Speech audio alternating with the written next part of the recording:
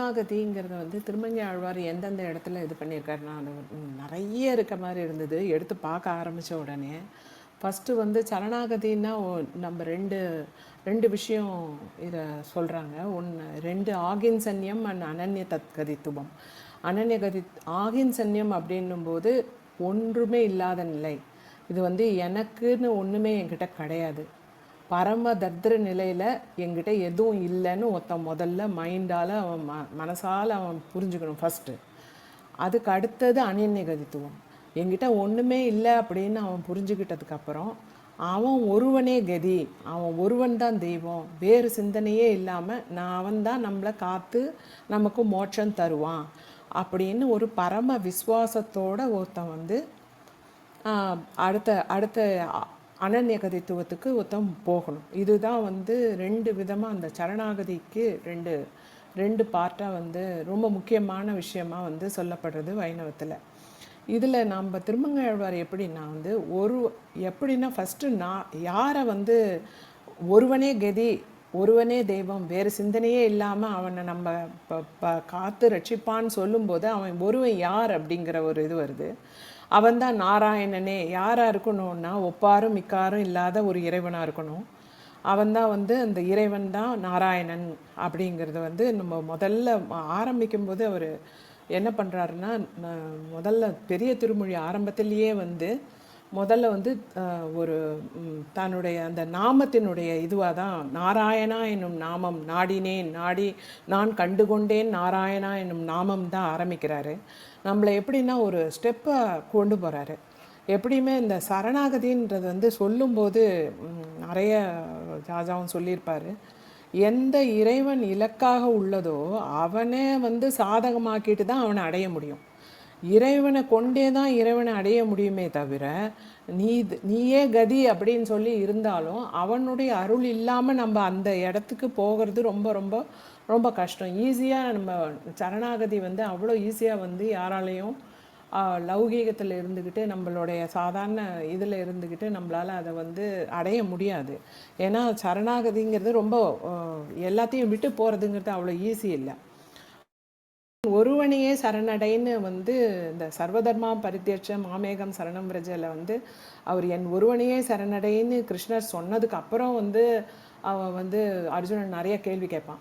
அதுதான் வந்து ஆக்சுவலாக வந்து அந்த கேள்வியெல்லாம் ரொம்ப முக்கியம்னு சொல்லி எப்பயுமே வந்து இருக்கும். அந்த அவ்வளோ ஒருவனையே சரணடைகிறது வந்து அவ்வளோ ஒரு ஈஸியான ஒரு விஷயமா இருக்காது. அதை வந்து என்ன பண்ணுறாருன்னா நம்ம திருமங்கை ஆழ்வார் நம்மளை ஸ்டெப்பாக அப்படியே ஒரு படிப்படியாக நம்மளை கூட்டின்னு போகிறாரு அந்த இடத்துக்கு. அப்படி தான் எனக்கு ஃபஸ்ட்டு இது வைணவத்தில் 2 சரணாகதியை வந்து ரொம்ப சிறப்பாக சொல்கிறாங்க. ஒன்று விபீஷ்ண சரணாகதி, அடுத்தது கஜேந்திர மோட்சம். அவர் கஜேந்திர மோட்சத்துக்கு எப்படி பெருமாள் ஓடி வந்து உதவி பண்ணாருங்கிறதும் ரொம்ப விசேஷமாக சொல்லப்படுது. அடுத்தது விபீஷ்ணன் எப்படி வந்து எல்லாத்தையும் விட்டுட்டு இங்கே வந்தான் அப்படிங்கிறதும் 2 சரணாகதி தத்துவங்கள் தான் வைணவத்தில் ரொம்ப சிறப்பாக பேசப்படுது. இப்போ நம்ம திருமங்கை ஆழ்வார் எப்படி நம்மளை வந்து அங்கே எடுத்துகிட்டு போகிறாரு அப்படிங்கிறத பார்த்திங்கன்னா, முதல்ல வந்து நாமம்ங்கிறத முதல்ல ஆரம்பிக்கிறாரு. வாடினேன் வாடி வருந்தினேன் மனத்தால் பெருந்துயிர் இடும்பை பிறந்து கூடினேன். நான் வந்து எல்லா ஐம்புலன்களும் என்னை பிடிச்சி இழுத்துட்டு போனதுக்கெல்லாம் போய்கிட்டு இருந்தேன். கடைசியாக நான் வந்து கண்டுகொண்டேன் நாராயணா என்னும் நாமம் அப்படின்னு சொல்லி அவர் வந்து ஆரம்பிக்கிறாரு. 948 முதல் திருமொழியில் முதல் பாட்டிலேயே ஆரம்பிப்பார். அப்போ ஃபஸ்ட்டு நாமத்தை ஐடென்டிஃபை பண்ணி நாராயணங்கிறத அறிந்து கொண்டேன்னு ஆரம்பிக்கிறாரு. அடுத்தது அதுலேயே பார்த்தீங்கன்னா செல்கதிக்கு அமைந்தேன் அப்படின்னு 952 பார்த்தீங்கன்னா செல்கதிக்கு அமைந்தேன் சிக்கன திருவுள் பெற்றேன்.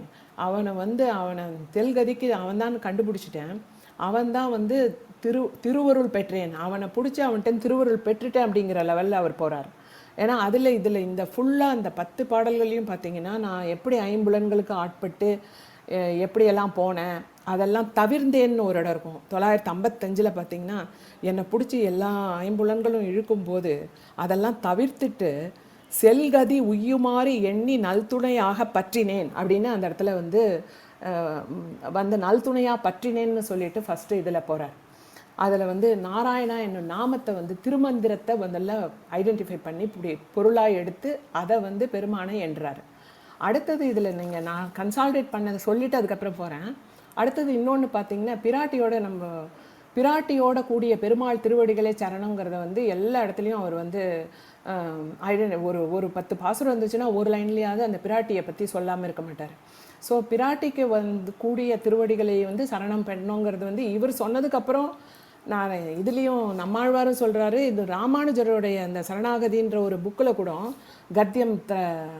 கத்தத்ரயத்தில் கூட பார்த்தீங்கன்னா முதல் ஸ்லோகம் பிராட்டியை வந்து புகழற மாதிரி இருக்கும். ஸோ இவர் வந்து அதில் வந்து ஒரு இது பண்ணுவார். அடுத்தது என்னென்னா பாகவத கைங்கரியத்தை வந்து இறைவனை வந்து அடியவர்களை வந்து எப்படி பணிந்து போற்றணும். ஏன்னா இந்த ப்ராசஸ் வந்து திடீர்னு சரணாகதி வராது. நாமம் பண்ணணும், அடுத்தது நம்ம அப்படியே ஸ்டெப் பக்தி, பாகவத கைங்கரியம், அடுத்தது அர்ச்சாவதாரமான பெருமாளுடைய கைங்கரியம். அந்த வைகுண்டத்தில் இருக்கிற இறைவன் தான் இந்த உலகத்தில் இருக்கிற அர்ச்சாவதமான பெருமாள் அப்படிங்கிறத இவர் திருமங்கை ஆழ்வார் சொல்கிறத நம்ம எல்லா இடத்துலையும் பார்க்கலாம். ஏன்னா நம்ம வந்து வைகுந்தத்தில் எப்படி இருப்போம், என்னத்தை அனுபவிக்க முடியும் எல்லாம் நமக்கு தெரியாது, நமக்கு எதுவுமே தெரியாது. இந்த உலகத்தில் என்ன அனுபவத்தை நம்ம பண்ண முடியும் அப்படின்னு சொன்னால் இங்கே இருக்கிற இறைவனை பார்த்து அவர் தான் அந்த வைகுந்தத்தில் இருக்கிற இறைவன்னு நம்ம மைனஸில் ஐடென்டிஃபை பண்ணிக்கிட்டு அந்த அனுபவத்தை பெறுறது தான் வந்து நம்மளால் இப்போ முடிஞ்சது.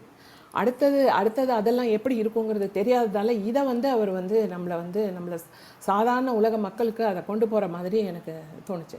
அடுத்தது வந்து படிப்படியாக நம்மளை வந்து இதில் கொண்டு போய் ஃபஸ்ட்டு எடுத்து நாமத்தை சொல்கிறாரு. அடுத்தது பார்த்திங்கன்னா இதில் வந்து ரொம்ப இந்த பாட்டு ரொம்ப அருமையான பாட்டு வந்து 956 வரும். குலம் தரும் செல்வம் தந்திடும் அடியார் படுதுயர் ஆயினை எல்லாம் நிலம் தரம் செய்யும் நீள் விசும்பு அருளும் என்னென்ன கொடுக்கும் அந்த நாராயணா என்னும் நாமங்கிறத வந்து வளம் தரும் மற்றும் தந்திடும் பெற்ற தாயினும் ஆயின செய்யும் பெத்த அம்மாவோட எல்லாத்தையும் அது தரும் அப்படிங்கிறது வந்து ரொம்பவே நல்லா இருந்தது இந்த 956வது பாட்டு. அப்புறம் இந்த உலகத்தில் உடம்போட இறைவனை அனுபவிக்கணும்னா இந்த திருத்தலங்களை போய் அவர் காட்சி கொடுக்கறத பார்க்கணுங்கிறத அவர் ஸ்ட்ராங்காக அடுத்ததுலேருந்து ஆரம்பிச்சுட்டு அவர் வந்து வதரி ஆசிரமம், சாலக்கிராமம் இங்கெல்லாம் வந்து இதெல்லாம் சொல்லும்போது ஐம்புலன்கள் பின்னால் போனேங்கிறத இவர் இதில் ஆரம்பத்தில் சொல்லிக்கிட்டே வருவார். ஐம்புலன்கள் பின்னால் போனேன், என்னை வந்து தடுத்து ஆட்கொண்டு என்னை வந்து நெஞ்சே என்னை வந்து இறைவனின் பின்செல் அப்படிங்கிற மாதிரி இந்த வதரிலையும் அடுத்து வதரி ஆசிரமம் சாலக்கிராமத்துலேயும் சொல்கிறாரு. அப்புறம் என்ன பண்ணுறாருன்னா இந்த உடம்பு நல்லா இருக்கும்போதே நான் இறைவனை நினைனேன் அப்படிங்கிறதையும் இந்த இடத்துல வந்து ஒரு நேமிசாரண்யம் அந்த க்ஷேத்திரத்துக்கு வரும்போது தான் இது அந்த ஒரு 10 பாடல்லையும் என்ன சொல்வார், உடம்பெல்லாம் நொந்து போயிடும். இது பெரியாழ்வாரும் நம்ம இதில் பார்த்துருப்போம். அதே மாதிரி உடம்பு நொந்து போய் எல்லாம் போகிறதுக்கு முன்னாடியே இறைவனை நினைங்க அப்படிங்கிறத அவர் அந்த நேமிசாரண்யம் இதில் வந்து சொல்வார். அடுத்து வந்து 1006 பார்த்தீங்கன்னா ஊனிடை சுவர் சுவைத்து தேனுடை கமல திருவினுக்கரசே இது வந்து பார்த்திங்கன்னா அந்த இங்கே தான் பிராட்டியை எடுத்துருவார். தாமரை பூவில் இருக்கிற பெரிய பிராட்டியின் தலைவனே, திருப்பார்க்கடலில் இருக்கும்போது நீ வந்து பெரிய பிராட்டியோடு இருக்கிற தலைவனே உன்னை நான் வணங்குறேன் அப்படிங்கிறத வந்து அவர் இதை வந்து உள்ளே கொண்டு வருவார். அந்த உரையாசிரியர்கள் நிறைய பேர் சொல்கிறாங்க, நீ வந்து எப்படின்னா வந்து நம்ம பையன் அப்படின்னு சொல்லி நம்ம ராஜா கூட அதில் சொல்லியிருப்பார். நம்ம போகும்போது பெருமாள்கிட்ட வந்து பிராட்டி சொல்லுவாளாம், இவன் நம்ம பையன் வந்திருக்கான் கொஞ்சம் பார்த்து செய்யுங்க அப்படிங்கிற மாதிரி. அதனால் இதில் வந்து பார்த்திங்கன்னா இதில் பிராட்டியை வந்து இதில் கொண்டு வருவார். கொண்டு வந்து அடுத்தது வந்து 1006க்கு அப்புறம் திருவேங்கடம் வருது. 1:8 திருவேங்கடத்தில் என்ன பண்ணுறாரு, திருவேங்கடம் தானை வந்து மனமே அடைவாயாக மனசே அணி அந்த திருவேங்கடத்தை வந்து அடை அப்படின்னு சொல்லி எடுத்து சொல்கிறாரு. அடுத்தது வந்து நான் உன் அடிமைங்கிறத வந்து 109 ஃபஸ்ட்டு 19 ஒன்று இருக்கும். அதில் பார்த்திங்கன்னா திருவேங்கடத்துலேயே தான் அதில் வந்து நான் உன்னோட அடிமை ஆயிட்டேன், நான் வந்து அடிமை தொழில் இன்று அடிமை தொழில் பூண்டாயே அப்படின்னு வரும். 1048 திருவேங்கடம் 4வது இதில் வரும். இன்று நான் வந்து உன்னுடைய அடிமை அப்படின்னு வரிசையாக நான் வந்து உன்னோட அடிமை என எல்லாம் அப்படின்னு அவருடைய சிறப்பை சொல்லிவிட்டு அடிமை தொழில் பூண்டாயேன்னு சொல்லி வரிசையாக சொல்லிக்கிட்டே வருவார். அடுத்து வந்து 1036 நான் இம்பார்ட்டண்ட்டாக சொல்லணும். 1036 ஆ கரெக்ட். அதை நான் அங்கே போயிட்டு 1036ங்கிறது திருவேங்கட 2ல் வரும். அது எப்படின்னா, பற்றேல் ஒன்றுமில்லேன் பாவமே செய்து ஆவியானேன். அதில் வந்து அற்றேன் வந்தடைந்தேன் அடியேனே ஆட்கொண்டருளே அப்படின்னா இதுதான் ஆகின் சன்னியம். இப்போ நம்ம முதல்ல பார்த்த ஆகின் சன்னியத்தை வந்து அவன் நீ தான் எனக்கு கதி, என்ன நீ வந்து காப்பாத்து காத்தருள் அப்படின்னு சொல்கிற ஆகின் சன்னியத்தை வந்து 1036ல் வந்து பற்றேல் ஒன்று இல்லை, எனக்கு வேற எதுவும் கிடையாது, கதி இல்லை அப்படிங்கிறது, அடியேனே என்னை ஆட்கொள்க அப்படின்னு 1036ல் சொல்கிறாரு. அடுத்தது வந்து நிறைய ஒன்று எடுத்திங்கன்னா அவ்வளோ வருது. 1042 எடுத்திங்கன்னா 1042ங்கிறது அதுவும் வந்து திருவேங்கடம் 3வது இதில் வருது. என்ன சொல்கிறாரு, என் அப்பன் என் நெஞ்சில் உளேனே, என் மனசில் வந்து குடியிருக்க, என் மனசில் வந்து நீ வந்து குடியிருக்க வேண்டும், அடியேனே உன் திருவுளத்தில் கொண்டு அருள வேண்டும்னு சொல்லிக்கிட்டே வர்றாரு. என் மனசில் வந்து குடியிருக்கணும். அப்புறம் வந்து உன் அடி அல்லது மற்ற அறியேன், உன்னை தவிர எனக்கு எதுவும் தெரியாது, என் மனம் குடிகொண்டு இருந்தாயே, அயனடி அல்லது மற்ற அறியேனே அப்படின்னு வந்து 1043, 44, 45 இந்த எல்லாத்துலேயும் வந்து பார்த்திங்கன்னா என் மனம் குடிகொண்டு இருந்தாயே அப்படின்னு சொல்லி அந்த மனசில் வந்து குடியிரு அப்படிங்கிற மாதிரி சொல்வார். அடுத்தது வந்து 2ஆம் 10 1ல் ஆரம்பிச்சு பண்ண உடனே இதில் வந்து உடனே நான் உனக்கு அடிமை அதுதான் நான் முன்னாடி சொல்லிட்டாரு, உனக்கு நான் அடிமைங்கிறதுக்கு வந்துட்டார். முதல்ல வந்து மனதில் வந்து அருள் வந்து இருந்து அருள் புரியினார். அடுத்தது நான் உனக்கு அடிமை அப்படிங்கிறது வந்து 2ஆம் 10 முதல் திருமொழியிலேயே எல்லாத்துலேயும் பார்த்தீங்கன்னா உனக்கு நான் அடிமை உனக்கு நான் அடிமைன்னு சொல்லிக்கிட்டே வருவார். அப்புறம் நெக்ஸ்ட்டு வந்து 1048ல் தான் இன்று அடிமை தன்னை பூண்டாயேன்னு வரும். அடுத்தது வந்து 1056 எடுத்திங்கன்னா திருவள்ளூரில் வந்து என் தந்தை எம்பெருமான் எவ்வுள் கிடந்தோனே, என் தந்தை எம்பெருமான்னு வரும். அதாவது என்னுடைய தந்தை, எய்த தந்தை, எங்கள் அப்பன், இனிய நந்தை அப்படின்னு அப்பா தந்தை தந்தை தந்தைனே எல்லாத்துலேயும் அவர் வந்து இவ்வுள் கிடந்தானே, என்னுடைய தந்தை எம்பெருமானே அப்படின்னு வந்து ஒரு சொல்கிறது வந்து சிறப்பாக இருந்தது. எல்லாம் வந்து என்னை ஆட்கொள் அப்படின்னு தந்தைங்கிற லெவலில் வச்சு இவர் வந்து இதை சொல்வார். அடுத்தது வந்து பார்த்திங்கன்னா நெக்ஸ்ட்டு 2:6 வரும்போது 1099 வரும்போது தான் அடியார்கள் திடீர்னு இப்போ எல்லாமே நம்மளை வந்து நாராயணான்னு சொல்லிட்டு இருந்தவர் 2:6ல் வந்து 1099 1100 1099ல் அதுதான் வந்து 2ஆம் 10 6ஆம் திருமொழியில் வரும்.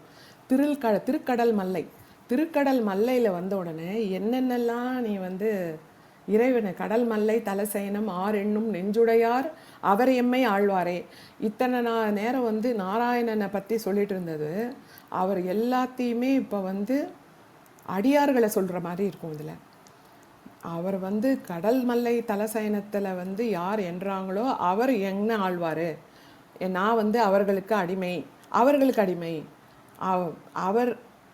எங்களை ஆழ்வார், நான் அவங்களுக்கு அடிமைங்கிற மாதிரி சொல்வார். அப்புறம் கடல் 1100ல் பார்த்தீங்கன்னா கடல் மல்லை தலசயனித்து உருகின்ற ஞானத்தின் ஒளி உருவை நினைவார் என் அவர் யார் நினைக்கிறாங்களோ அவங்க தான் எனக்கு தலைவர், என் நாயகரே. அதே மாதிரி யார் அவங்க வந்து அடியார்கள் தான் எங்கள் குலதெய்வமே, அதாவது கடல் மல்லை பகவானை வேண்டுற அடியார்கள் தான் எனக்கு குலதெய்வம் அப்படிங்கிறாரு. அப்புறம் என்னென்னா நச்சி தொழுவாரை நச்சு நல் நெஞ்சே, விரும்பி வணங்குவர்களை நீயும் வணங்கி தொழுவாயாக, நீ அவங்க யார் தொடராங்களோ அவங்கள நீ வந்து தொழணும் அப்படிங்கிறாரு. அதாவது இந்த பக்தியினுடைய இது வந்து அந்த ப்ராசஸில் வந்து நீங்கள் இப்படி போய் போய் போய் போய் போய் தான் கடைசியாக வந்து அந்த சரணாகதியை அடைய முடியுங்கிறது வந்து ரொம்ப ரொம்ப கிளியராக இதில் தெரியும். அவரை வளம் கொள் அப்படின்னு யாருன்னா கடவுளை வளம் கொள்ள சொல்லலை, அந்த அடியார்களை வளம் கொள் அப்படிங்கிற அவரை வளங்கொள் மட நெஞ்சே அப்படிம்பார் 1103ல். அடுத்து 1104ல் பார்த்தீங்கன்னா நெஞ்சில் தொழுவாரை தொழுவாய், அவர் தொழுகிறவங்களே நீ தொழு அப்படிம்பாரு. இது மாதிரி வணங்கும் மனத்தார் அவரை வணங்கு அப்படிங்கிறார் 1106ல். இது ஃபுல்லாக நீங்கள் பார்த்தீங்கன்னா 2ஆம் 10 6ஆம் திருமொழி ஃபுல்லாகவே அடியார்களுக்காக இருக்கும். இதே மாதிரியே அப்படியே ஜம்ப் பண்ணிடுறேன், திருப்பி அப்புறம் வரேன். இங்கே 7வது 10 7 4 இருக்கும். திருச்சேரை. திருச்சேரையில் பார்த்தீங்கன்னா அது வந்து பகவானுக்கு அடிமையாகிறத காட்டிலும் பாகவதர்களுக்கு அடிமையாகிறது தான் சிறப்பு அப்படிங்கிறத இதுலேயும் வந்து ஃபுல்லாக இதில் வந்து இதில் சொல்லியிருப்பார். இதில் சொல்கிறப்பார் அதில் இன்னும் நிறைய இன்னும் ஸ்ட்ராங்காக இருக்கிற மாதிரி இருக்கும். இது வந்து எப்படி இருக்குன்னா, தாழ் தொழுவார் காண்மின் என் தலை மேலாளரே, என் தலைக்கு மேலே வச்சிருக்கவங்க வீற்றிருக்கிறவங்க யார் அப்படின்னு சொன்னால் அந்த சாரநாத பெருமாளுடைய திருவடிகளை வணங்குபவர்கள் தான் என் தலைக்கு மேலே வீற்றிருக்க உரியார் அப்படிங்கிறார். 7ஆம் 10 4ஆம் திருமொழியில் வரும், 1578. அடுத்தது பார்த்தீங்கன்னா, எம் பெருமான் தாழ் தொழுவார் எப்பொழுதும் என் மனத்தில் இருக்கின்றாரே, எப்பையும் நாராயணன் தான் என் மனத்தில் இருக்கின்றாரேன்னு இது வரைக்கும் பாடின நிறைய பாடல்களில் இப்போ பார்த்தீங்கன்னா எல்லாமே அந்த பாகவதர்கள், அதாவது அடியார்கள் என் மனத்தில் இருக்கின்றார்களேன்னு சொல்கிறாரு. இது எப்படி இருக்குது? இது வந்து பக்தியினுடைய அடுத்த கட்டம். பாகவத பக்திங்கிறது வந்து பகவத்கத்தின் அடிப்படையில் தான் வருது. இது பகவான் மேலே பக்தி ஜாஸ்தி ஆகும்போது தான் இந்த பாகவத பக்தியும் வருது இதில். ஸோ பாகவத பக்தியின் உரை அதுதான் வந்து பகவத் பக்தியோட ஹையஸ்ட்டு வந்து இந்த பாகவத பக்தியாக அது வந்து மாறுது. ஸோ இதில் வந்து போவதோடு புனல் தூவும் புண்ணியரே விண்ணவரில் பொலிகின்றாரே அப்படின்னு சொல்லிட்டு அதுலேயும் பார்த்தீங்கன்னா யார் நித்திய சூரியோட சிறந்தவர்கள்னு ஆக்கிட்டார். 1580 பார்த்தீங்கன்னா யார் என்பெருமான் தாளை ஏந்தி தொழுறாங்களோ அவர்கள் வந்து நித்திய சூரிகளை விட சிறந்தவர் அப்படின்னு சொல்லி இதில் சொல்கிறாரு. அடுத்தது 1581 பேராளன் பேரோதும் பெரியோரை ஒரு காலம் பிரிகளேனே, எப்படி வந்து முன்னாடி வந்து நாராயணனை ஒரு நிமிஷம் பிரிய மாட்டேன்னு சொன்னாரோ இப்போ பாகவதர்களை ஒருபோதும் பிரிய மாட்டேன் அப்படின்னு இதில் சொல்கிறார். அடுத்தது 1582 சிந்திப்பார்க்கு என் உள்ளம் தேனூறி எப்பொழுதும் தித்திக்குமே, அவர்களை வந்து என் மனசை நினச்சிக்கிட்டே இருந்தேன்னா மனசு வந்து அப்படியே இடைவிடாது அதை நினச்சி மனசு தித்திக்குமா மனது.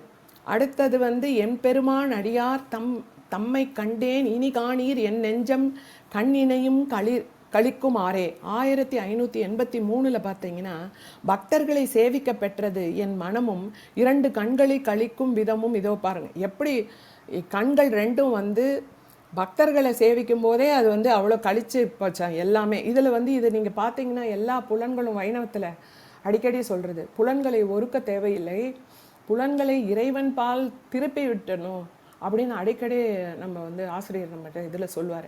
அது மாதிரி அது இருக்கிறத பார்த்திங்கன்னா கண்ணு வந்து கழிக்கின்றது, அறிவு வந்து இது மாதிரி இருக்கிறது, பாகவதாளுக்கு வந்து எனக்கு என்னுடைய அன்பு உரித்தாழ்ந்து அப்படின்னு இந்த பாடல் ஃபுல்லாகவே அதை சொல்கிறாரு 7:4.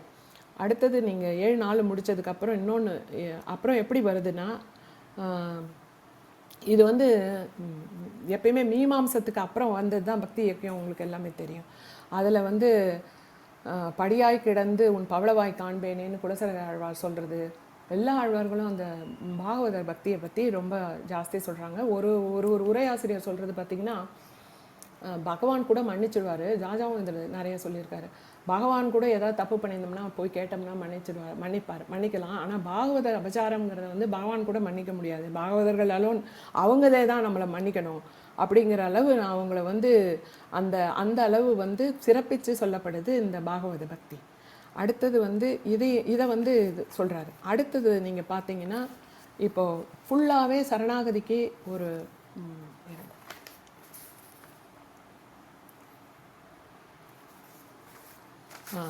அடுத்தது வந்து 3:2 வந்துடுறேன், 7:4 போயிட்டேன் நான், ஏன்னா 2 பாகவதர் இருந்ததுனால. 3:2 என்ன வரும்னா, ஊன்வாட, இது ரொம்ப ரொம்ப ரொம்ப ஒரு அருமையான பாடல். ஊன்வாட உண்ணாது உயிர்காவல் இட்டு உடல் பிரியா புலன் 5 நொந்து தாம் வாட வாட தமம் செய்ய வேண்டாம் அப்படிம்பாரு. ஏன்னா இதுவும் மீமாம்சை இதில் வந்து நம்ம எல்லாம் நொந்து போய் வேள்விகள்லாம் செய்ய தேவையே கிடையாது, நீ நேராக திரிசு இது வந்து சிதம்பரம் அந்த தலத்துக்கு நீ நேராக வந்துரு போதும், வேறு எதுவும் இல்லை, அந்த பெருமாளை வந்து பாரு போகிறோம், வேறு எதுவுமே நீ செய்ய வேணாம் அப்படின்றது வந்து அதில் வரும். 3:2 1558 பாடலில். அடுத்தது நீங்கள் பார்த்தீங்கன்னா காழிசீர் விண்ணகரம் வந்து அதாவது சீர்காழியினுடைய 3ஆம் பத்து 4ஆம் திருமொழியில் வரும். அது வந்து எப்படின்னா, தாடாளன் தாள் அணைவீர் ஒளிமலர் சூழ் சேவடை அணைவீர். அது மாதிரி அந்த அவருடைய திருவடிகளுடைய சிறப்பை வந்து சீர்காழியினுடைய பெருமாளை சொல்கிற மாதிரி இருக்கும். இதில் வந்து இந்த சீர்காழி ஸ்ரீராம விண்ணகரத்தில் பார்த்தீங்கன்னா 10 பாடல், 10 பாட்டில் 9 பாட்டிலையும் அது இது இருக்கும். ஸ்ரீராம விண்ணகர் சேர்மின் நீரே, காழி ஸ்ரீராம விண்ணகர் சேர்மின் நீரே அப்படிங்கிற அந்த லைனை வந்து 9 டைம்ஸ் சொல்லியிருக்காரு. நீங்கள் நேராக அங்கே போங்க, அந்த சீர்காழியினுடைய தலத்தில் போய் அந்த இறைவனை பாருங்கங்கும் போது அது வந்து உலகளந்த பெருமாள் உங்களுக்கு தெரியும். இந்த அந்த அவ்வளவு அருமையாக அந்த பாதம், அந்த பாதத்தை தான் அவங்க நம்ம காமிப்பாங்க. அதில் பார்த்தீங்கன்னா இந்த பாதத்தினுடைய சிறப்பை வந்து இந்த ஒரு பாதம் தான் காமிப்பாங்க. இன்னொரு பாதத்தை வந்து வைகுண்ட ஏகாதசி அன்னைக்கு தான் காமிப்பாங்க. கீழே இருக்கிற பாதத்தை மற்ற இடத்துலலாம் காமிப்பாங்க, இங்கே ஒண்டி காமிக்கிறது இல்லை. இந்த பெருமாளை வந்து அந்த பாதத்தை வந்து அத்தனை அழகாக அந்த திருவடி சேர்ந்து உயிக்கின்றேன், உய்யணும்னா அந்த திருவடியில் வந்து சேருங்க அப்படின்னு இந்த சொல்கிற மாதிரி இந்த 10 பாடல்களும் ரொம்ப அருமையாக இருக்கும். அடுத்தது வந்து 3:5 பார்த்தீங்கன்னா 3:5 வந்து காழிசீர் விண்ணகரத்தை 9 தடவை சொல்லிட்டு அடுத்தது உடனே இங்கே வந்து திருவாலிக்கு வர்றாரு. திருவாலியில் வந்து நீயே வந்து உன் அடியவனான என் மனத்தில் புகுந்தாய், நீ வந்து மனசில் வந்துட்டப்போ அவ்வளோதான். நெஞ்சே அடை, முன்னாடிலாம் திருவேங்கடத்துலலாம் நெஞ்சே அதை போய் நினை அப்படிலாம் வரும். இப்போ என்னென்னா 3:5 என் மனசில் வந்து புகுந்துட்ட அப்படின்னு திருவாலியில் சொல்ல ஆரம்பிச்சிடுவார்.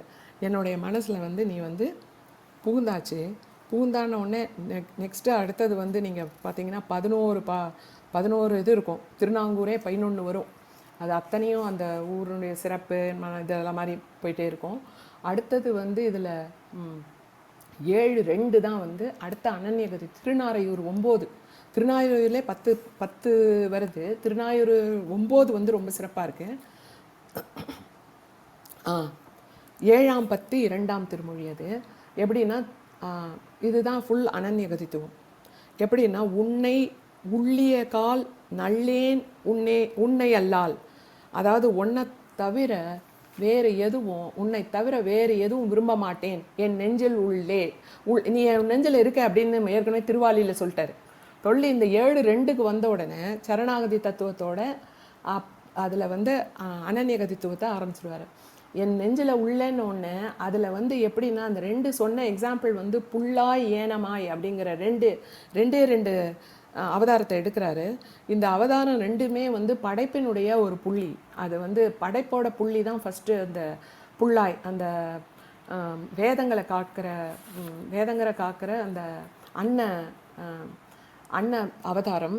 அடுத்தது வந்து ஏனம் வந்து பூமி வந்து கீழே கடக்கு. நெஞ்சு உள்ள எப்படி கடக்கோ, நம்ம நெஞ்சில் வந்து எப்படி எல்லா ஆசை எல்லாத்துக்கு அடியில் வந்து மூழ்கி கடக்கு, அந்த கடக்கிற அந்த இதை வந்து ஏனம் வந்து அதை இடந்து எடுத்து மேலே வச்சு அந்த இடத்துல கொண்டு போய் வைக்கிது அப்படிங்கிறது. இடந்து வந்தால் களைவு. இதில் வந்து என்னென்னா இது மாதிரி எடுத்து வச்ச உடனேயே உன்னை உள்ளிய கால் நல்லேன் உன்னை அல்லால், உன்னை தவிர வேறு எதையும் நான் நினைக்க போகிறேன், உன்னை அல்லால் வேறு எதுவும் நான் நினைக்க போகிறது இல்லைன்னு அந்த முதல் பாசுரத்திலே சொல்லிடுவார். அப்புறம் அடுத்தது எல்லாமே வரும். நாடேன் உன்னை அல்லால் அப்படியே வரிசையாக வரும். உனக்கு நீதான், எனக்கு நீதான் கதி அப்படிங்கிறது வந்து ஒரு பாசுரத்துலேயும் ஒரு இதுவாக. இப்போ நரசிம்ம அவதாரத்தை சொல்லி அதை வந்து உன்னை அறியாது உன்னை அன்றி யாரையும் நாட மாட்டேன், நான் வந்து ஒண்டி தான் அழைப்பேன் அப்படிங்கிற மாதிரி வரிசையாக வரும். என் நெஞ்சின் உள் உறைவாய் அப்படின்னு வர 1561. இதுவே அந்தர்யாமி தத்துவம் இது. அதாவது மனசில் நம்ம 5 விதமான இதை வந்து இறைவனுடைய இதை வந்து பேசும்போது அந்த பரம் விபவம் அதெல்லாம் வரும்போது அந்தர்யாமி அப்படிங்கிறது ஒரு ஸ்டேஜ். அதில் வந்து அதை வந்து இதில் சொல்கிறாரு, என் நெஞ்சில் உள் உறைவாய் அப்படின்னு சொல்லி அதில் வந்து நான் அறியாது இருந்த அறியேன் அடியேன், இத்தனை நாள் நெஞ்சுக்குள்ளே இருந்த வந்து இப்போ நான் எனக்கு தெரிஞ்சிடுச்சு, நீ உள்ளே இருக்கன்னு சொல்லி எனக்கு தெரிஞ்சு போச்சு அப்படின்னு வர. அப்புறம் அடுத்தது பார்த்தீங்கன்னா நெஞ்சில் உள்ளே புகுந்தாயை போகலுட்டேன். அடுத்து உள்ளே வந்துட்டு உன்னை நான் எங்கேயும் விடமாட்டேன், நான் உன்னை வெளியில் அனுப்ப மாட்டேன், உன்னை விடமாட்டேன் அப்படின்னு சொல்கிறாரு. ஒரு அடுத்தது நம்ம அப்புறமா நான் சொல்கிறேன். அடுத்தது எம் தந்தை தாதை அப்பால் ஏழு ஏழு ஏதாவது 7 தலைமுறை எல்லாருமே நான் உன்னோட அடிமை 7 தலைமுறையும் உன்னுடைய அடிமை. 1563 வரும். அதில் வந்து எல்லாரும் உன்னுடைய அடிமை. அடுத்தது வந்து வெட்கம் துரத்தல். எனக்கு எந்த வெக்கமும் கிடையாது, உனக்கு வந்து உன்னோட அடிமைன்னு சொல்லிக்கிறதுல எந்த ஒரு வெக்கமும் எனக்கு கிடையாது அப்படிங்கிற மாதிரி அதில் சொல்லுவார். என் நெஞ்சில் உள்ளே புகுந்தாயை போகலுட்டேன், உள்ளே வந்துட்டேன் உன்னை விடமாட்டேன் அப்படிங்கிறது தான் கீழே வரும். வரிசையாக 1565 வரும்.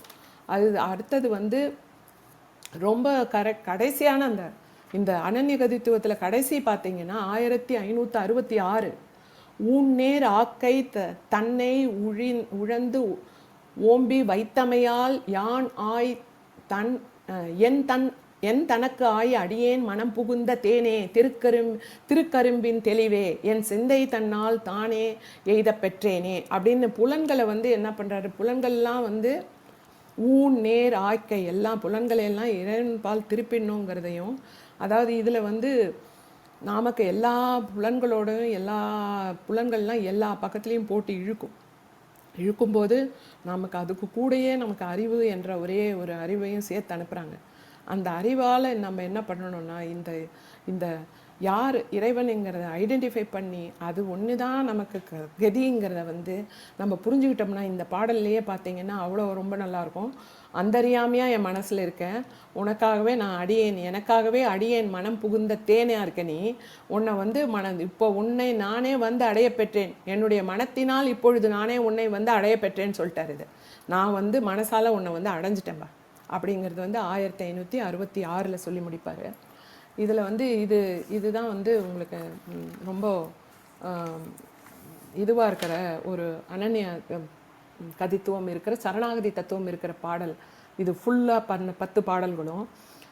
அடுத்தது வந்து இன்னொன்று என்னென்னா, இவர் எப்படி வந்து எப்படி ஒரு அரசன்கிறதே வந்து ஒரு அந்த காலத்துலேயும் சரி எல்லாமே அவன் கடவுளுடைய அடுத்த கடவுளுக்கு இணையாகவே அவனுக்கு எல்லாமே சிறப்பு சொல்லப்படும். அப்படி இருக்கிற ஒரு அரசன் தன்னை எல்லாத்தையும் விட்டுட்டு தானே எல்லாம் எல்லாத்தையும் விட்டுட்டு உனக்கு அடிமைன்னு சொல்லி கடவுள் பின்னாடி போய் அத்தனையும் விட்டு ஒரு இதை பண்ணேன். அதாவது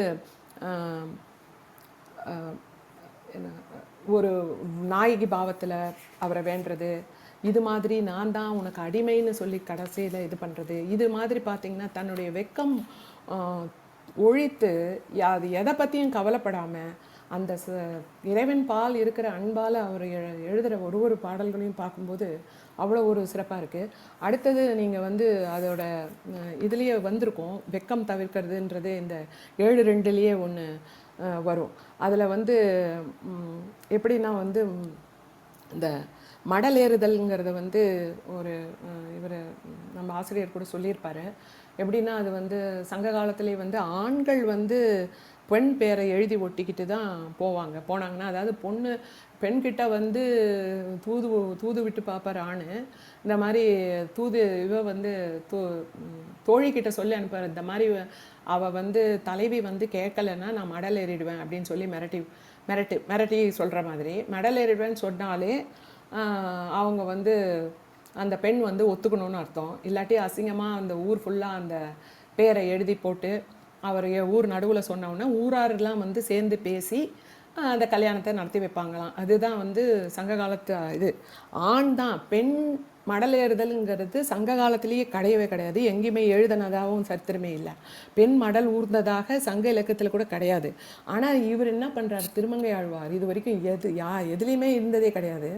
இவர் பக்தி மிகுதியால் என்ன செய்கிறாருன்னா, இறைவனை தலைவனாகவும் தன்னை தலைவியாகவும் பாவித்து மடல் லேடி இப்போ வந்து பெண் மடல் வர்ற மாதிரி அவர் வந்து இந்த சிறிய திருமடல் பெரிய திருமடல்னு 2 இதை எழுதுறாரு. அந்த மடலூரிட்டு அவன் வந்து கல்யாணம் பண்ணலைன்னா, ஒரு பொண்ணு மடலூரி அந்த பையன் கல்யாணம் பண்ணலைன்னா என்னென்னா அவனையே தள்ளி வச்சுருவாங்க. அதுதான் அதோட இது. அப்படி பார்த்தா இவர் இந்த சிறிய திருமடலை எடுத்து பார்த்தேன் நான். அவர் வரிசையாக போய் இப்போ வரிசையாக பார்த்தோம்ல, எல்லா ஊரும் எல்லா தலங்களுக்கும் நான் வந்து மடல் ஊறுவேன். எல்லா தலங்களையும் ஒன்று விடாமல் திருக்கோவலூர் அது இது எல்லா ஊருக்குமே நான் வந்து இறைவன் உன்னுடைய பேரை வந்து நெஞ்சில் சுமந்து நான் மடல் ஊற போகிறேன் அப்படின்னு சொல்கிறாரு. அப்படி மடல் ஊறிட்டா அது வந்து அவ்வளோ ஒரு ஒரு ஒரு ஒரு ஒரு கீழ்மையான ஒரு விஷயமா பார்க்கப்படும். அதாவது கட்டாயமாக அவர் வந்து ஏற்றுக்கிட்டே தான் தீரணும், ஏற்றுக்காமல் இருக்கவே முடியாதுங்கிற ஒரு கட்டாயத்தின் பேரில் அவர் வந்து செய்கிறார். ஒரு ஒரு ஒரு பெரிய அரசன் அவருடைய இது வந்து அவரோட வில் திறமை, அந்த திறமை, அந்த எப்பயுமே ரத்தமே காயாத வேலை உடைய திருமங்கை ஆழ்வான்னு அடிக்கடி வரும். அவ்வளோ பெரிய பெரிய வீரன் தன்னை வந்து எல்லாத்தையுமே விட்டுட்டு இது மாதிரி அவர் இறைவன் பின்னால் எல்லாத்தையும் சொல்லுறதை பார்க்கும்போது இதை விட சிறந்ததாக என்னையும் முன்னிலிட்டேன்னு பெரியாழ்வார் சொல்கிறாரு. பெரியாழ்வார் இதில் வரும், என்னையும் முன்னிலிட்டேன் அப்படின்னு வரும். என்னை எடுத்துகிட்டு வந்து உங்ககிட்ட போட்டம்பா, எல்லாத்தையும் போட்டுட்டேன், நீ தான் எதாவது பண்ணணும், என்ன செய்ய போறியோ செய் அப்படிங்கிற மாதிரி அது வரும். பட் இது என்னன்னா தன்னை தாழ்த்திக்கிறதுங்கிறது ஒரு எல்லார் முன்னாடியும் எல்லாத்துக்கும் முன்னாடியும் தாழ்த்திக்கிட்டு அதையே வந்து அச்சில் எழுதியிருக்காரு. அது அப்போ செஞ்சார், அதை எதாவது பண்ணாங்கன்னா கூட தெரியாது. இதை வந்து எழுதி ஒரு இதுவாக பிரபந்தமாக எழுதி இன்னும் எல்லா மக்களும் இதை படித்து இதே மாதிரி பக்தியையும் ஒரு கடவுள் மேலே அந்த சரணாகதி தத்துவத்தையும் புரிஞ்சுக்கணும்னு அவர் சொல்லியிருக்கிறது வந்து ரொம்ப ரொம்ப சிறப்பாக இருந்தது, ரொம்ப அருமையாக இருந்தது. நன்றி. ஏதாவது கேள்விகள் இருந்தால் கேட்கலாம்.